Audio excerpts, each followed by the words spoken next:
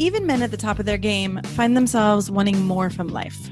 Whether it's more meaning, unshakable confidence, a bigger impact, more money, deeper love, a hotter sex life, or a powerful legacy. Find out how good your life can be on this episode of Man Alive.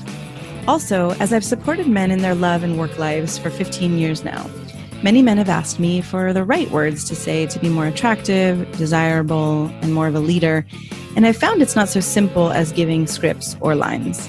Because at the root of a connected and affectionate relationship and being more effective and inspiring at work is your ability to influence others. But most often, influence is not gained or lost with words. It's from what I call the invisible factors. So I created a quick guide for you called 3 Ways Men Lose Influence at Work and with Women, so you can understand how these invisible factors work and what has women and colleagues both more inspired to say yes.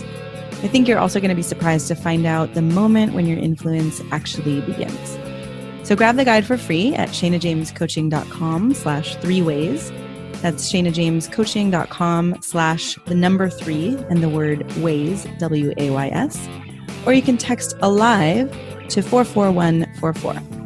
That's the word ALIVE, ALIVE, to 44144. I hope you enjoy the guide and this episode.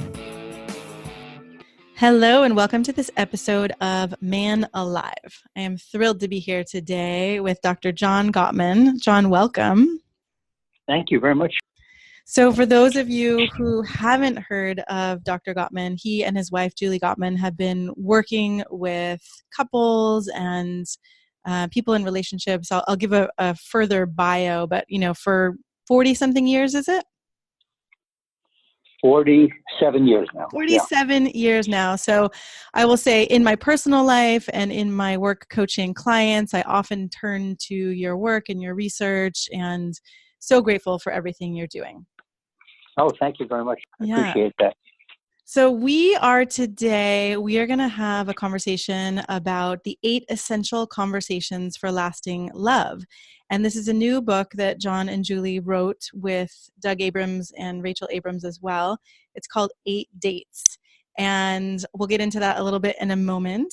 But I will say this is the manual that I think every couple should be handed either before they choose to get married or, to get them into the first year and longer in their relationship. So, you've created something really powerful here. So let me introduce you. Thank you. Yeah, I'll introduce you and then we'll dive in. So Dr. John Gottman is world renowned for his work on marital stability and divorce prediction. He's conducted 40 years of breakthrough research with thousands of couples, and his work on marriage and parenting has earned him numerous awards. Dr. Gottman was one of the top 10 most influential therapists of the past quarter century by the Psychotherapy Networker. He's the author and co-author of over 200 published academic articles, more than 40 books, including the best-selling The 7 Principles for Making Marriage Work, What Makes Love Last, The Relationship Cure, Raising an Emotionally Intelligent Child, among many others. And you've been in the media, Good Morning America, Today, CBS, Oprah, New York Times. I mean, you've been everywhere. And it's been fun. Yeah, it's been amazing. And you're the co-founder of the Love Lab, where all of this research on couples and interaction has been conducted. And maybe you could just give a little, for those who haven't heard of the Love Lab, because the research and the testing that you've done is so intricate. I think people would really appreciate knowing what goes on there as a background for our conversation. I'd be happy to. So, I started this work in 1972. I collaborated with my best friend, Bob Levinson, who was also best man at my wedding with Julie. Oh, nice. And Bob and I, our relationships weren't going very well with women. We went from one disaster to another. So 2 really basically clueless guys decided to do research on relationships.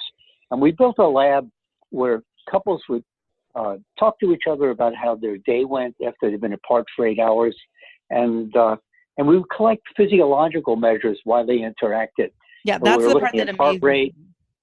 Yeah, we were looking at how fast people's blood was flowing at their respiration, how much they were sweating from the palms of their hands, and it was synchronized to the video time code, so we could actually look at specific moments when people really went into fight or flight in their conversations with one another.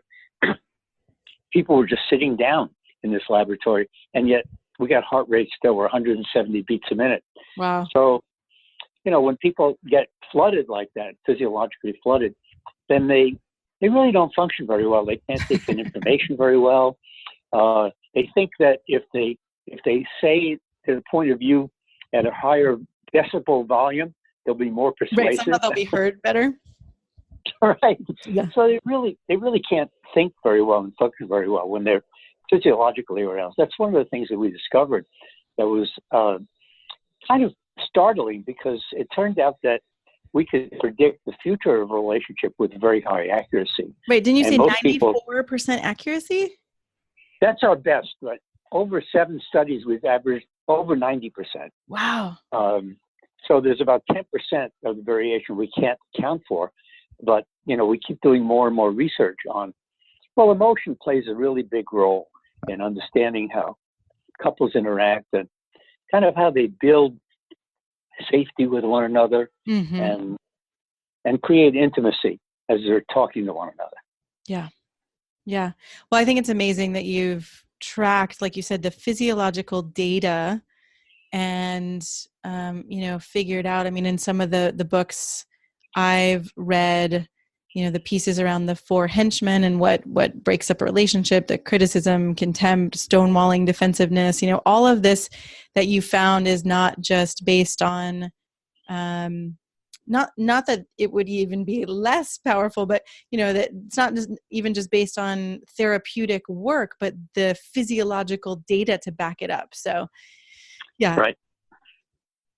And I've kept track of my own ability to predict things, and I discovered that I'm wrong 60% of the time.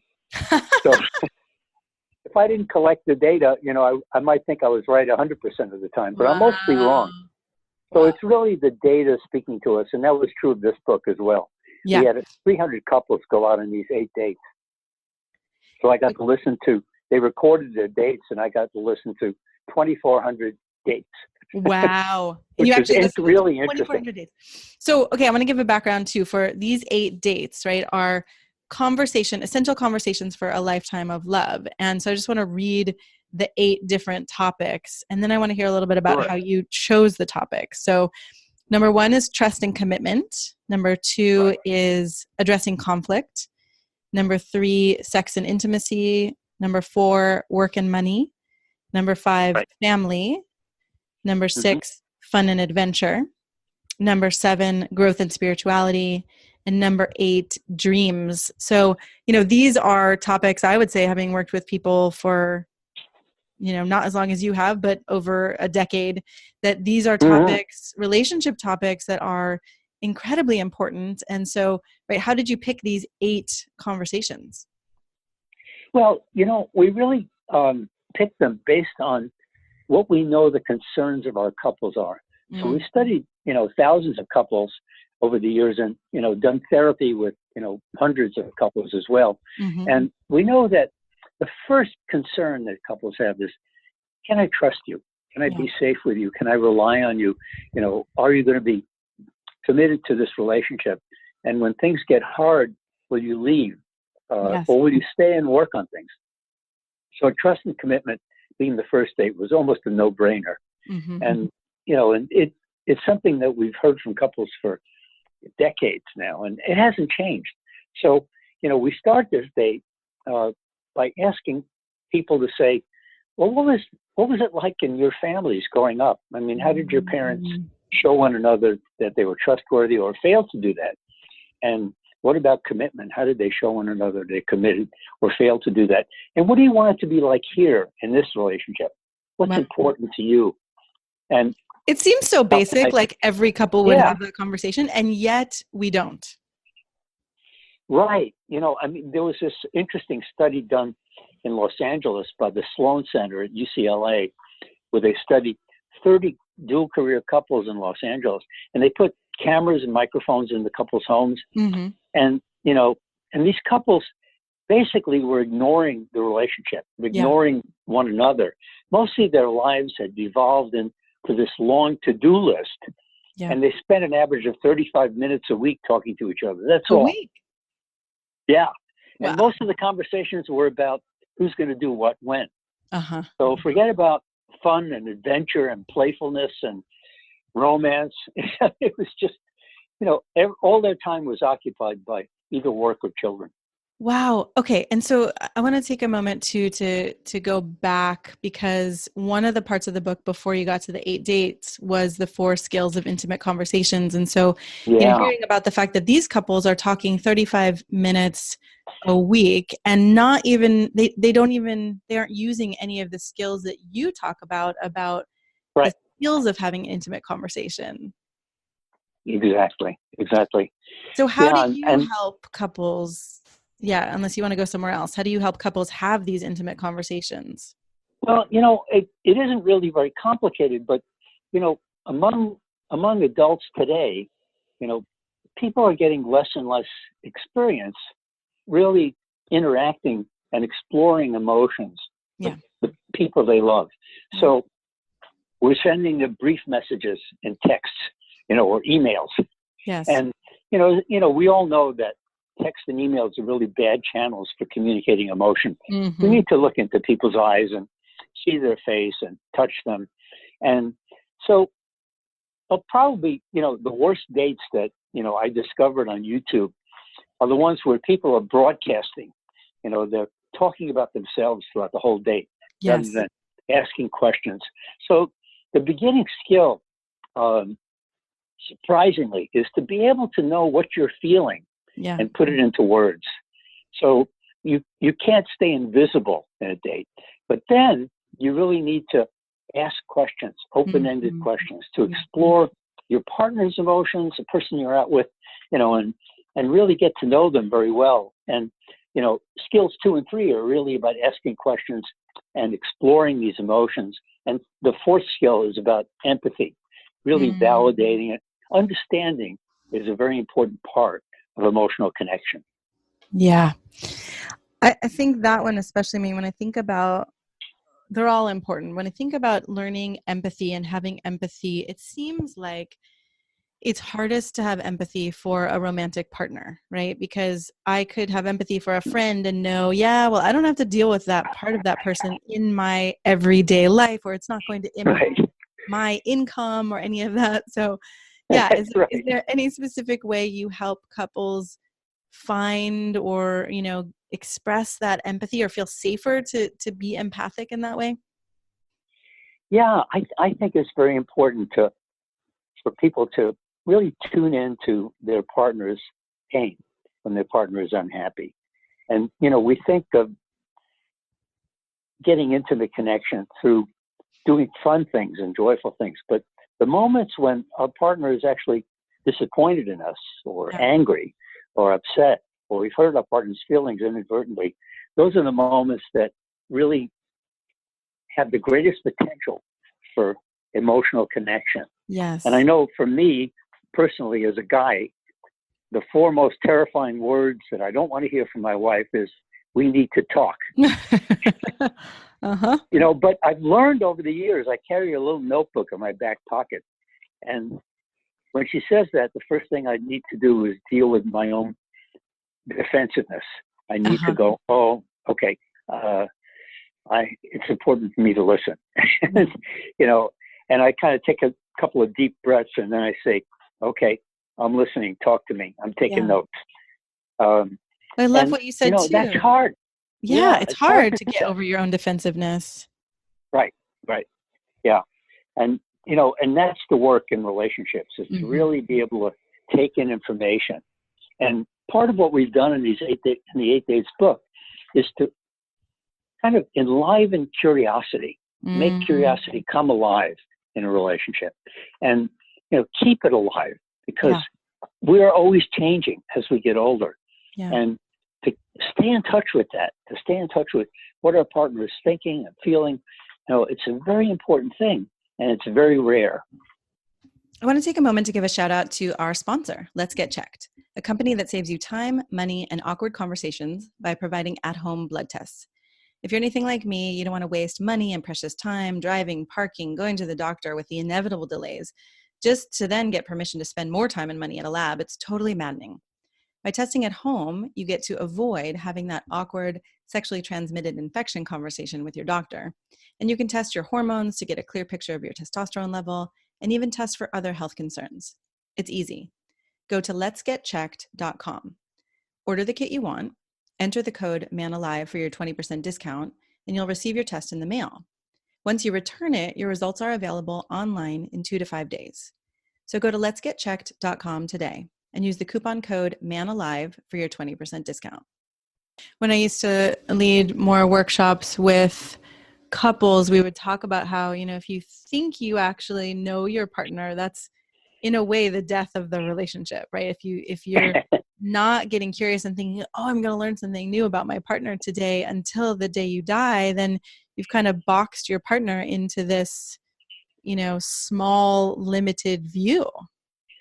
Right. Exactly. And that's why I think we're not attracted to our clone. We're attracted to people who are really very different from us. Yeah. And those differences can keep the relationship alive.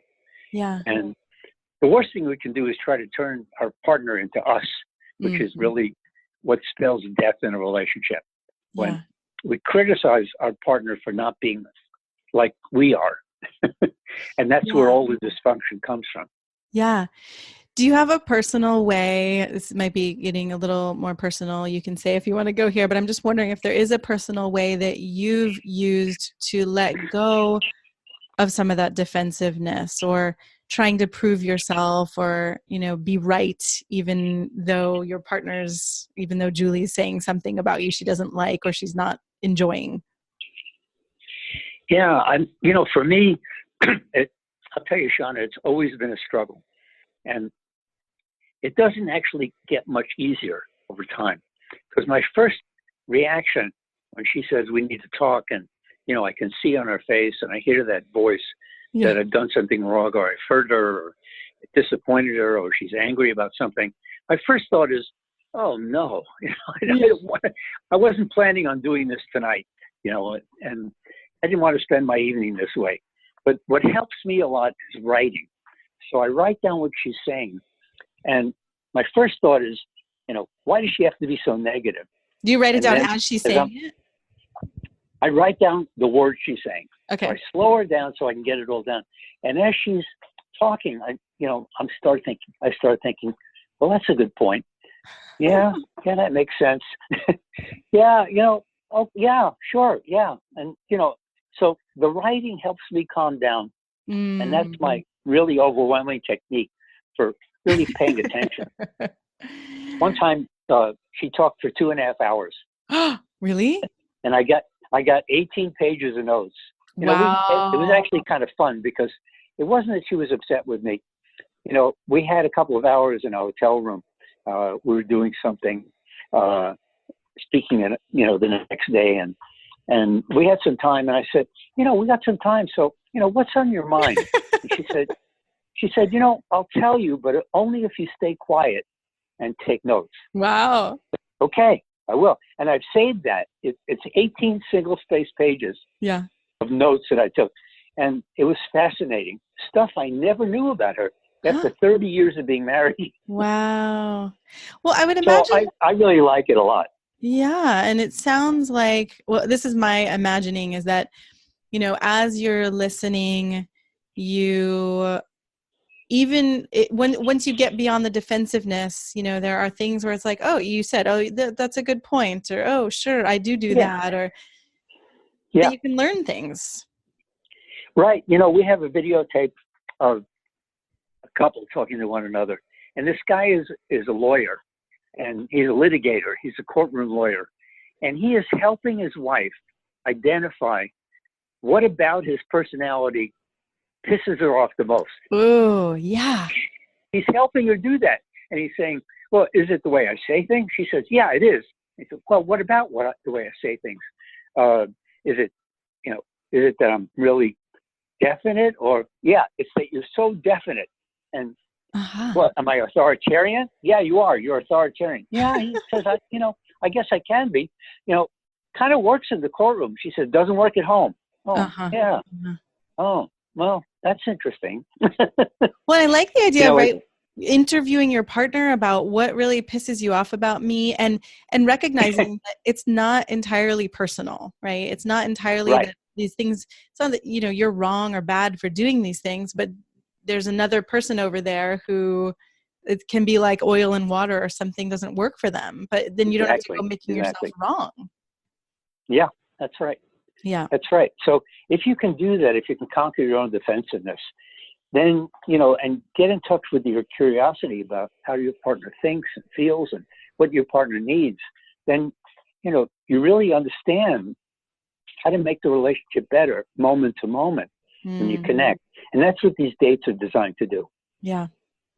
Do you have one of the 8 dates that's your favorite, or that you think is, really important for some reason?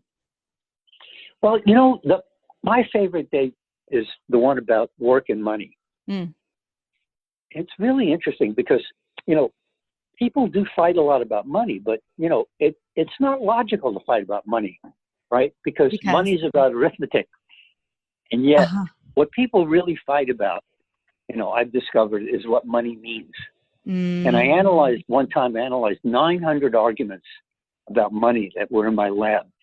And I realized that what people were disagreeing about was not so much how much should they make, how much should they save, but what's the meaning of money to each person. And often people even have like a family history with money. There was this one couple I worked with, for example, in therapy, where they had met in college, and they were each the first in their family to go to college. And they both had fathers that were dreamers, but very unsuccessful financially. So they had this legacy of financial ruin in their families. And when I was working with this couple, the wife had this idea to make a family crest. And they designed a family crest that represented their values about money and success.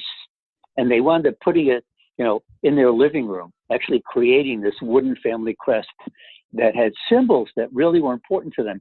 So they created like a new history for their family about money and meaning, and they ask themselves questions like, well, how much money is enough money? Right. And that's what do we want to do with this? Yeah, huge question, right? And, some people get into this cycle where they just think you can't have enough. And so they spend all their energy just making money and never thinking about how they want to live their life. Yes. So that's my favorite date. Yeah. And looking through the book, I mean, you have 30 or so sentences around, for me, having enough money means, right? Whether it's having power, being independent, being strong, and asking people to really take a look at the underlying meaning that they're bringing to the table. Yeah. The other date that I think is really a lot of fun is the one about sex and intimacy. And, it's so interesting because when people think about sex and problems that couples have about sex, they always think that, it's some, they have to go see a sex therapist, and it's some sexual technique that they have to learn. But, the biggest study done on what makes couples have a great sex life was recently done, involving 70,000 people in 24 countries. Wow. And just ask this question about what's different about people who have a great sex life and people who don't. And the surprising thing is there's about a dozen things that people do who have a great sex life. Like they say, I love you every day and mean it. They give each other compliments. They cuddle. They spend time cuddling. Even if they're watching television, they stay physically in touch.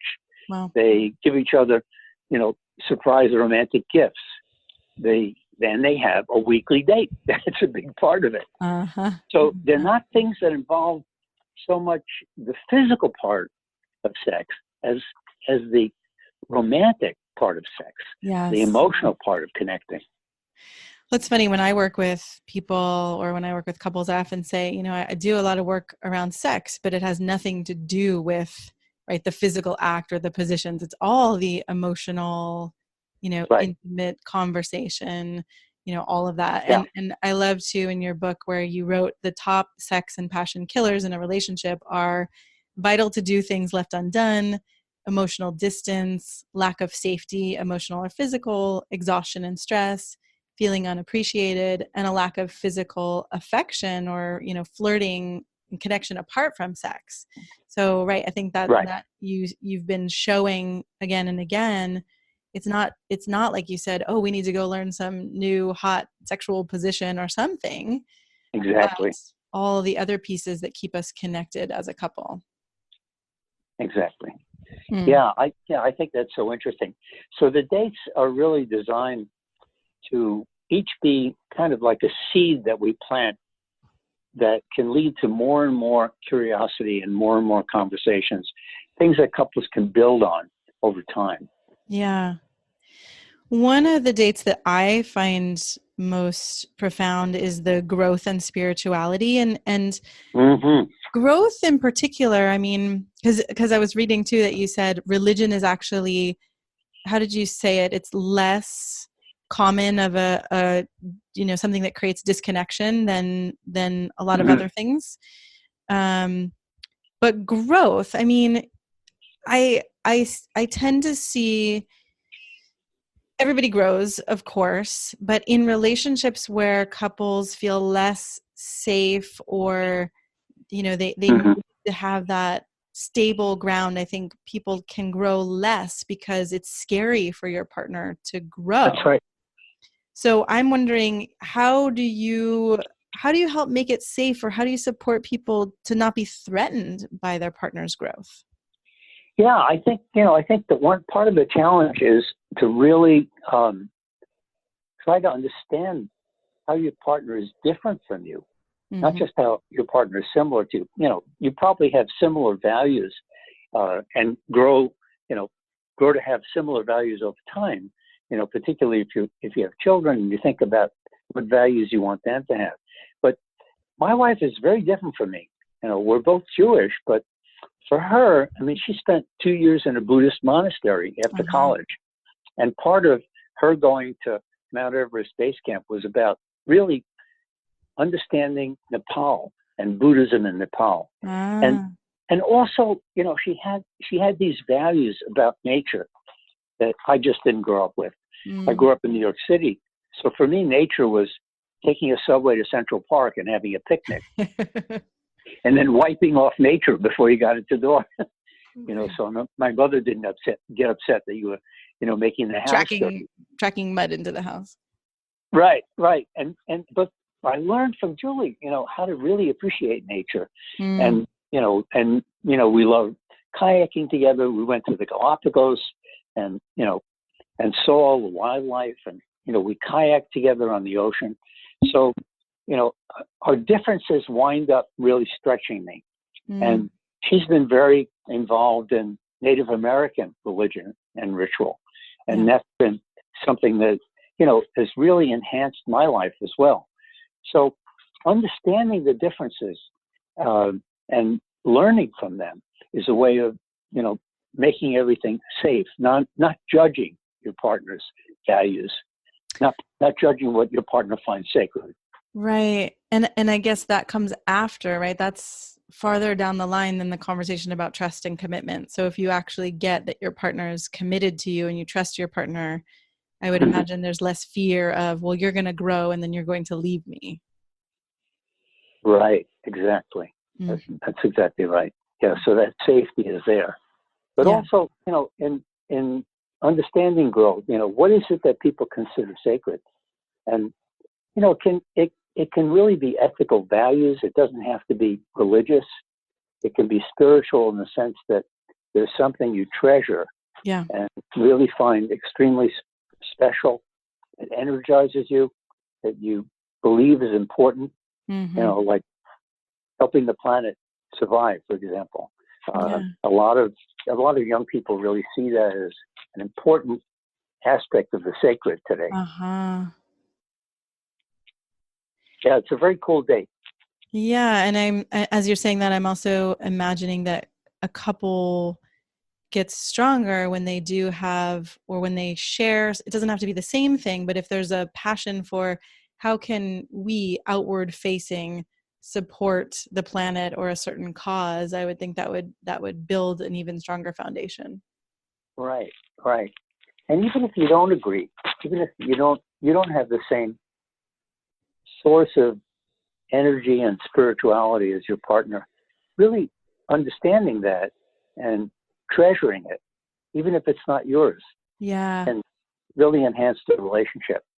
Yeah, that's what I've heard you say again and again, right? That you're really honoring the differences between you and Julie. There's not a sense of, well, my way is right and her way is wrong. There seems to be, oh, how do we take care of each other?